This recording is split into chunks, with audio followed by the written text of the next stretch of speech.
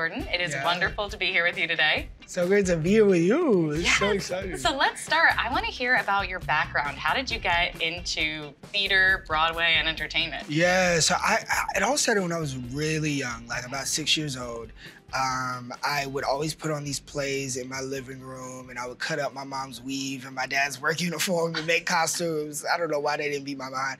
But I really just like love telling stories and love becoming other characters and making my cousin be characters of other. Like I just had this kind of storytelling bug inside of me that I couldn't help but get out.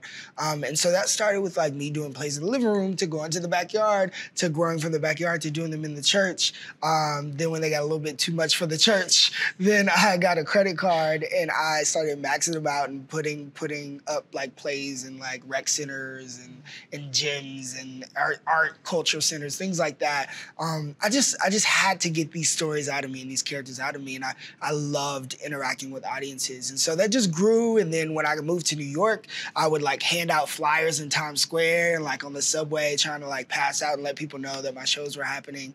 And that just grew and grew, and then I went to college at the New School. Then I did Ain't No Mo at the Public Theater, and then it went from the Public Theater to Broadway.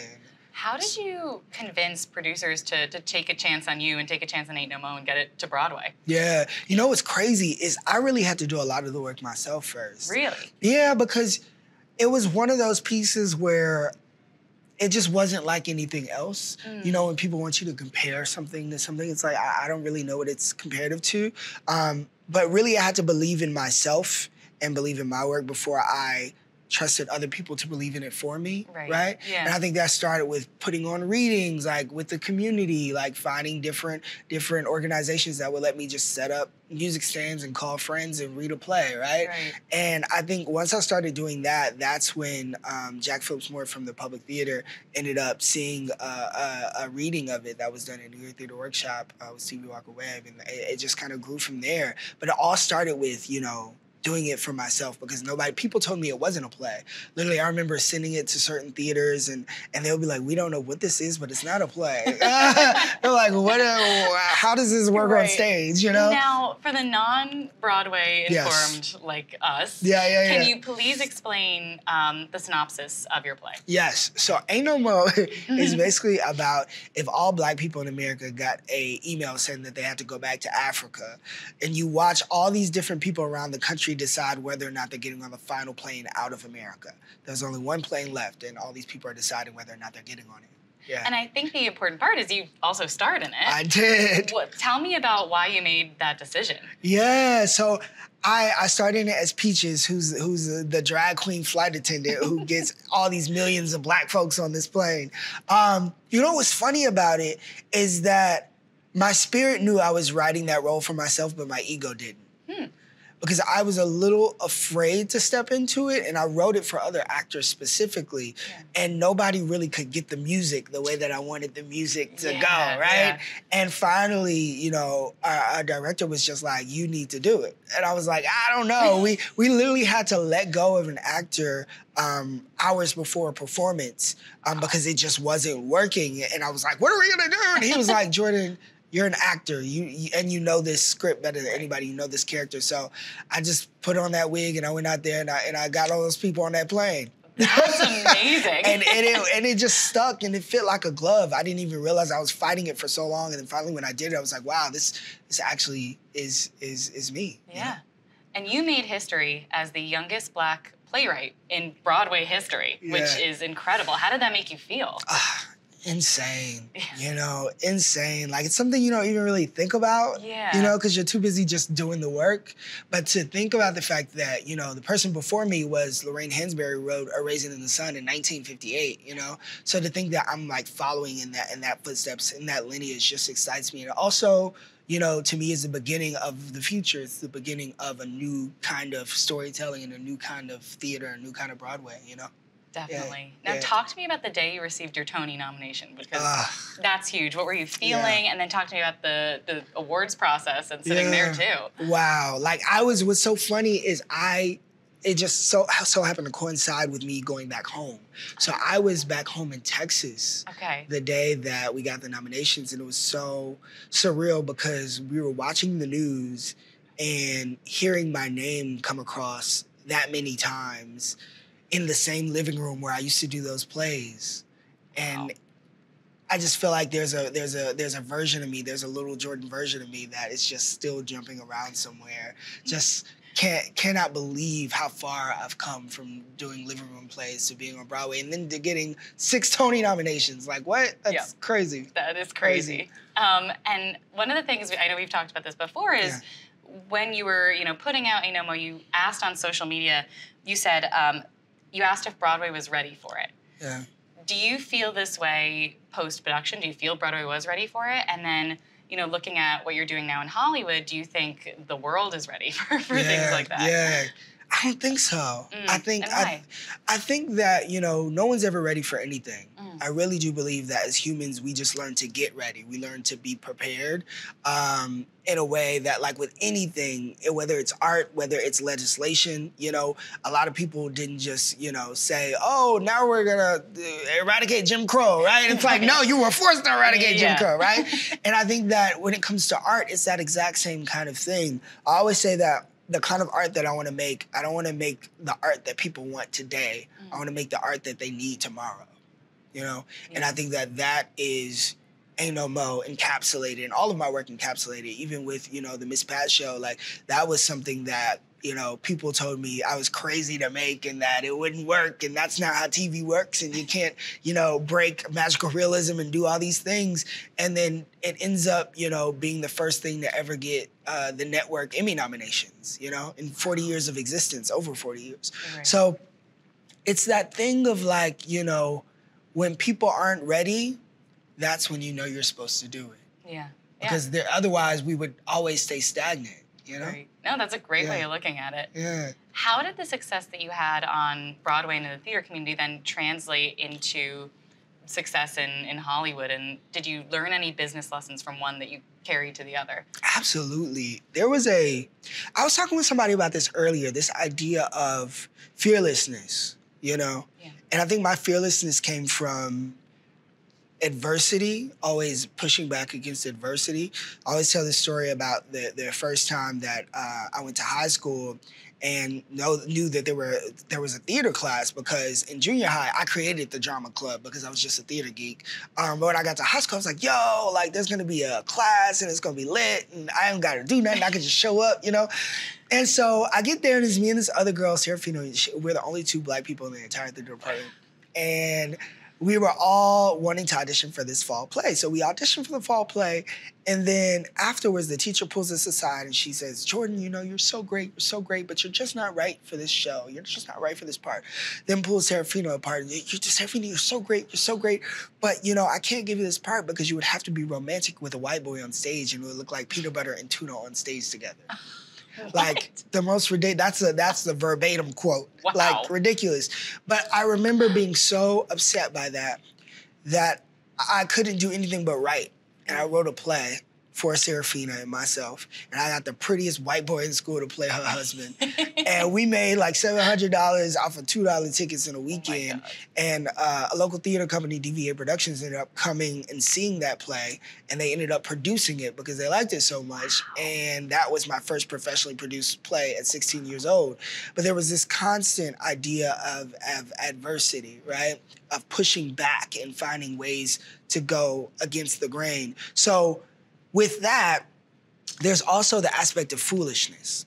I believe everybody should have an ounce of foolishness in them because fools are brave because they don't know any better, right? And there's a stagnant fool, which no one wants to be, and there's an active fool, which we should all want to be. An active fool is fearless, and an active fool pushes forward. And because they're foolish, their people around them are like, you can't do that. You can't do that. That's not how we've done that. We've never done that before, right? But you're just moving carefree through onto what you believe is right? Yeah. And I kind of have taken that from theater and then also bringing it to my like television and film aspect of myself, which one is always gonna have a theatrical element to it just because theater is my heart. And I feel like everything should be theatrical. I feel like, to be honest, I feel like a lot of film and television takes away our imagination because it presents us everything instead of asking us to come towards it, right? And I think that when it came to television, I just was a TV geek. So I knew a lot about a lot. So specifically with my show, it's a sitcom in front of a live audience, right? So I love Desi Arnaz and Lucy Ball. Desi Arnaz literally created what we know to be the television sitcom now, right? But BET had never done a traditional sitcom before. They were used to like laugh tracks, right? They were used to a certain kind of sitcom that shoots an episode a day and not, not the old school. And I wanted to do that old school kind of thing, right? Yeah. But there were people along the way who were like, we can't do that. We don't do that. Our audience, right? How are you gonna do 2 shows in a day and shoot it? How are you gonna rehearse from Monday through Wednesday? And I'm like, no, but I know these people did it in 1951, so why can't we do it in 2023, you know? And, they ended up trusting me in a lot of things, not only in the format, but also the content. They were like, you can't say that, we can't say that. Yeah. But it all came from my bravery of being a forward thinking fool, Interesting. Yeah. And how were you able to break into the Hollywood scene, convince BET to take a chance on you? What was that process like for you? Oh, that was a journey. So the Miss Pat show specifically started at, I was 23 when I wrote it. And I actually wrote it in my apartment. I used to live in this horrible New York apartment. I didn't have a closet. I slept on a futon. I always said I had 5 roommates and 2 rats because it was just the best. But I wrote that pilot, and I knew that I wanted to do a old school sitcom, but I wanted it to be R-rated. I wanted it to be uncensored. I wanted, this Black family to talk how like a lot of parents talk, around their kids, And so I wanted to put that on air, and kind of specifically with Miss Pat, who's, I don't know if you know who she is, but she's an amazing comedian. She lived a crazy life. She had 2 kids by the time she was 15, but shot twice, sold drugs, went to prison, and now she's a stand-up comedian. And so basically I wanted to create this sitcom around her in the same vein of like Red Fox or Bernie Mac or Richard Pryor. But with them, they weren't allowed to really be themselves in a lot of ways because television wasn't ready for that. And so I wanted to try something new and give a comedian who's used to like going on stage and, being themselves, the ability to be themselves in front of a live studio audience in a sitcom family set, right? And so I tried to do this, and they were like, no, it'll never work. So I remember Miss Pat, because Fox, we were at Fox at the time, and Fox said, Lee Daniels brought me to Fox, and Miss Pat brought me to Fox, and they were like, absolutely not. We're not giving a kid in college a television show. I don't care how good his plays are. They were like, we're not doing that, right? So Lee's like, well, we're gonna keep trying, and Miss Pat calls me, and she's not from the Hollywood scene either, so she does things a certain way. So she calls me, and she's like, yo, they're not gonna give you this job. They don't want you to make this show. And she said, but I want you to do something for me. I want you to write the first episode. And I was like, what? She was like, write the first episode and take your name off of it. And I was like, what do you mean take my name off of it? Wow. So I took my name off of it. I wrote the episode, trusting, and she sent it in to Fox, her and Lee Daniels, and Fox said, who wrote this? And they said it was the kid you didn't want to hire. What a good strategy. Yeah, and that's how I ended up being able to have my own show. Yeah. That's really cool. Yeah. Now, the thing that's unique about you is you've been talent, you've been forward-facing, and then you've also been behind the scenes, you've been a writer, obviously. What's it been like managing yourself as the Jordan Cooper brand? It's been really interesting, because there's multiple sides of me. There are people who know me more for my acting or being on Pose or, the idea of me, getting nominations as an actor on Broadway. And then there are the people, who are used to me just being behind the camera and directing episodes and show running and putting out fires. That's really what show running is. You're constantly walking around with a fire hose, putting out fires constantly, getting phone calls at 5 o'clock in the morning saying, this actor wants to wear this wig, or we got to repaint this set this color, or we need your approval on this. It's constantly, getting your hands dirty. People swear, the people I work with on my set, they get so surprised when I'm actually working and doing events because they're like, oh, you really clean up nice. And I'm like, you're just used to seeing me with a fire hose. That's why, but they really work on both sides of my brand because there's a side of me that is, yes, I am in front of the camera. Yes, I am, the actor, but also I have to make sure that the things are being cooked in the kitchen. Absolutely. And both of those things kind of work for the same Yeah. in me, one hand in the other. That is cool. Yeah. So going along with that, because now I think we can consider you also a business person. Yeah. Is there one business rule that you've learned along the way that you operate by no matter what? Oof. Listen to everybody. Mm. Listen to everybody, because you can never underestimate how your employees will work harder for you when you respect them as human beings.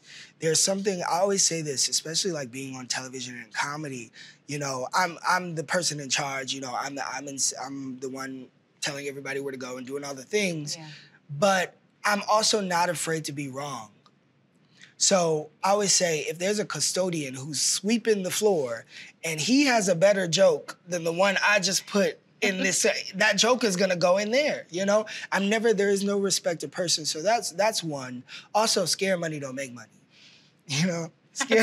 Scare money don't make money. So you can't move fearful in all that you do. You can't move looking at how this person did it or how that person did it, and maybe I shouldn't do that because that person didn't do it that way. No, you have to move. That's where you get the bank from. That's where you get the audience from. That's where you get the money from, is this idea of being fearless, because through fearlessness, you get that bold product.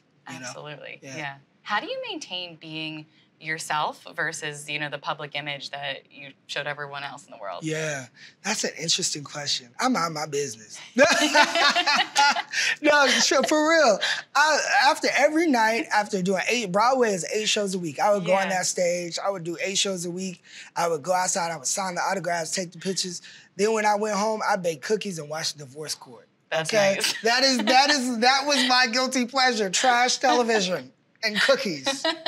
I love it. But it did something to like really just help me stay grounded and help me stay sane. And also, your circle is important. You know, everybody can't go with you. You know. That leads into my next question perfectly, which is like, how do you find the right mentors both in Hollywood and in theater, and who have those people been for you? Yeah, you know what's wild is that I'm so grateful that in every phase of my life, I've had mentors that not only that I admire, but have helped push me along the way, just through advice, right? And like specifically, like I started with my Sunday school teacher because she was the only one. Once again, I grew up in Texas, so it's football, so nobody's really like, let's go to the theater, you know what I mean? But my Sunday school teacher, Miss Peggy, she still has my first play that I wrote when she says I was like 4. She still has it. She takes it everywhere whenever we see each other. But she really poured into me because she understood, you know, theater. She might not have been, you know what I mean, but she understood it. So it went from her to like Sharon Goodspeed Keaton to Yaki Smith, to all these people. Then when I got like to Hollywood, the people who I considered to be my like Mount Everest of entertainment literally became my mentors, from Debbie Allen to Norman Lear, who like literally is the blueprint of my work in television, to Tyler Perry, to Lee Daniels, to who else? I can Queen Latifah. All these people who validated my existence and my want and my art, even when I was just a kid doing it in the living room, now can look at me and say, "You're good, kid."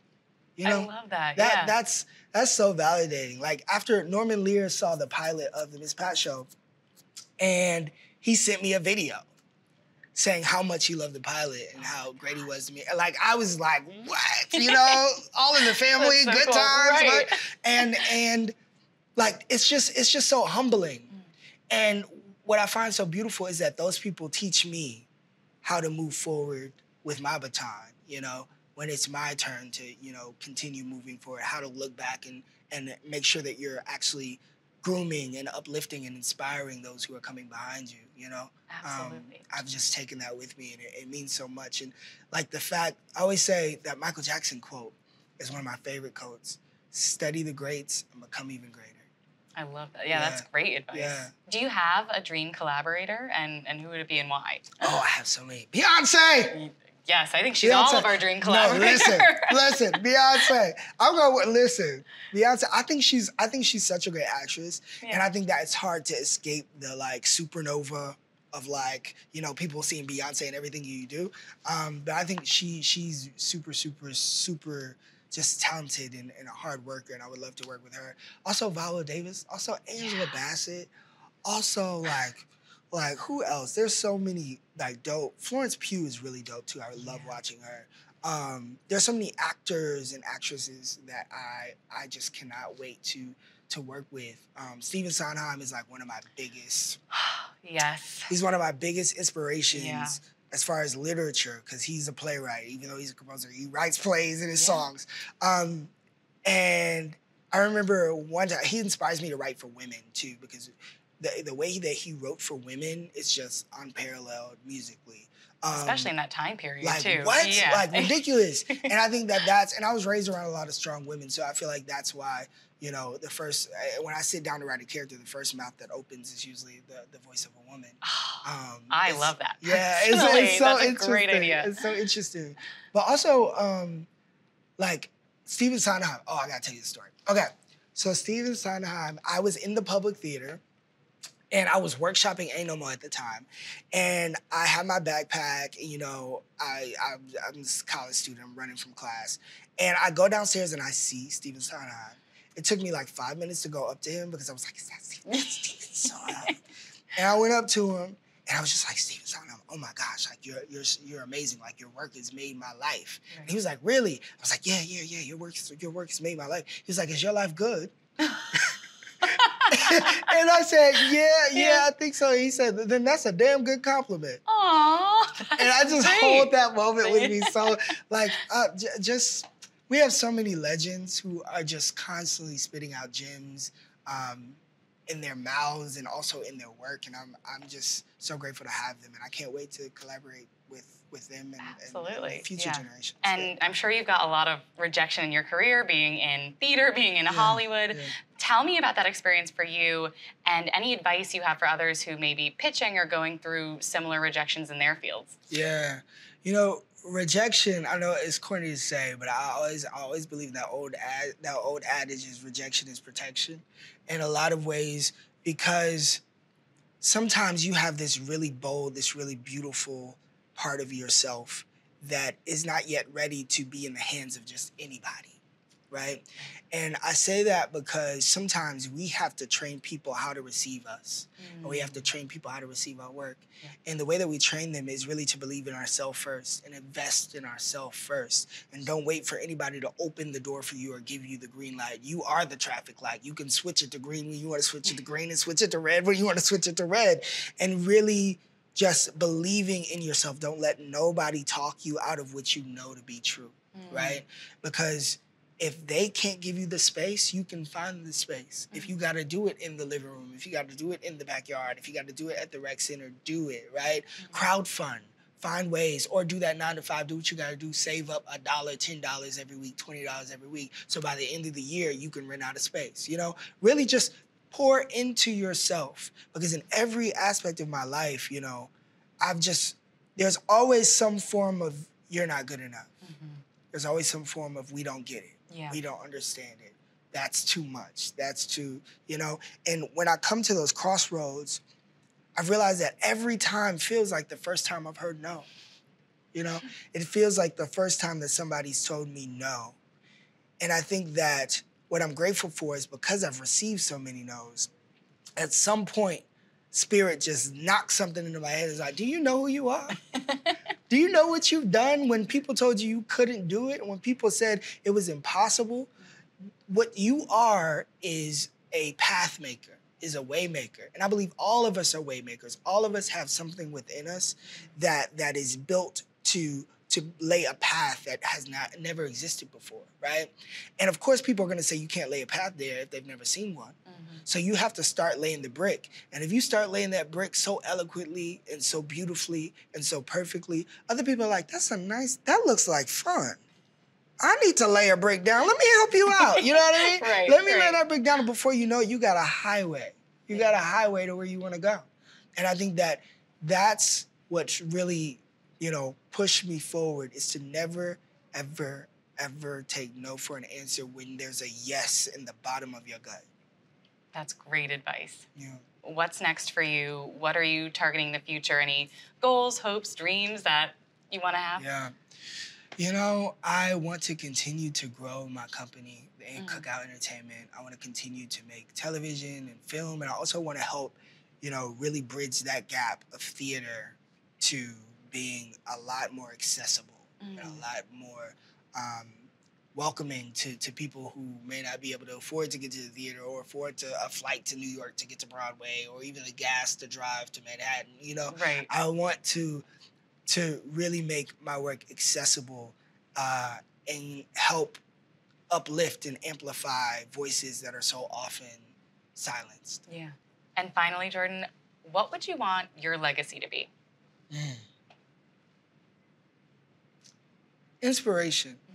I want to inspire people to live, to laugh, to love, to cry, to heal, to dance, to twerk, to cook, to love. I want to inspire people. I want to inspire generations to do those things through my work, you know, and through my existence as a person. And also, I just want to be known for leaving doors wide open, you know, so it doesn't have to be as hard for somebody else, you know. There's footprints, there's a pathway, there's a doorstop, because I heard a no. Maybe it's that much easier for somebody to hear a yes because I pushed through that no, you know. That's excellent. Thank you so much, Jordan. Yes. That is incredible advice, and it has been a pleasure chatting with you today. Thank you so much for joining me. Thank you. So glad to be here.